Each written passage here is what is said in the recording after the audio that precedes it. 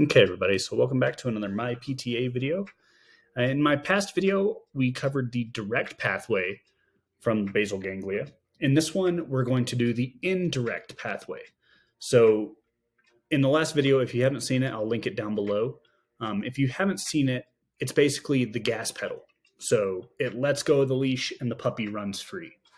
In this one, the indirect pathway is more of the brakes.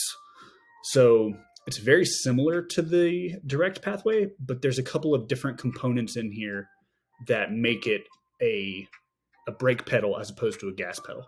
So as you can see in the middle of the screen, there's the globus pallidus external, which if you remember from the last video, the striatum was talking directly to the GPI, the internal. So in this one, the striatum is communicating with the GPE, which is communicating with the subthalamic nucleus. And what the GPI and the GPE have in common is that they want to pull back on what it is that they're interacting or talking to.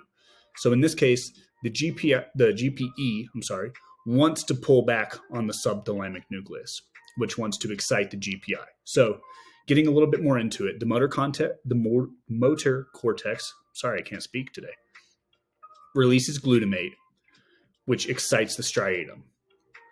So the striatum releases GABA to the GPE. So that calms down the GPE. So with it wanting to pull back on the subthalamic nucleus, it's more calm now.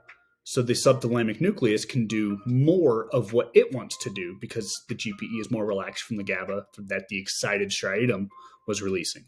So the subthalamic nucleus, as I said earlier, wants to excite the GPI. And then as I said earlier, the GPI wants to inhibit the thalamus.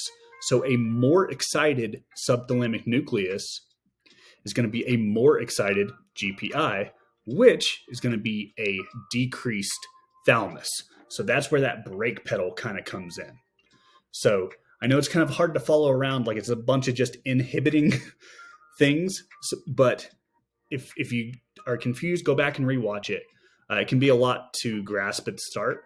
I would like trace over this picture that I have here. And so just again, real quick synopsis, the striatum releases GABA, which calms the GPE, which excites the subthalamic, which excites the globus pallidus internal, which pulls back on the thalamus, thereby decreasing movement through the motor cortex. So what we can do in that is dopamine is always going to increase movement.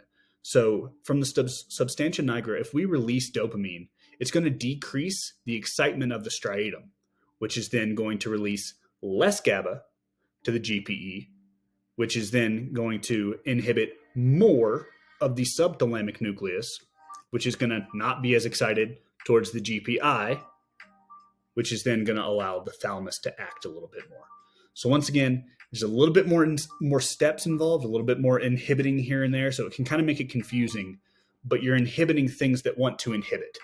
So, but by that, the thalamus is getting more calm. It's calming down because the GPI is pulling back even more because it's excited from the glutamate that the subthalamic nucleus is releasing to it. So like I said, if this was confusing, go back and rewatch the video a couple times. It took me a few tries to get it to. You can get it, I promise. It's just a lot to kind of remember of like what the steps are down. So also try drawing it. That really, really helps a lot. So let me know what you think of this down in the comments below. I hope you got something out of it, and I'll see you in the next one.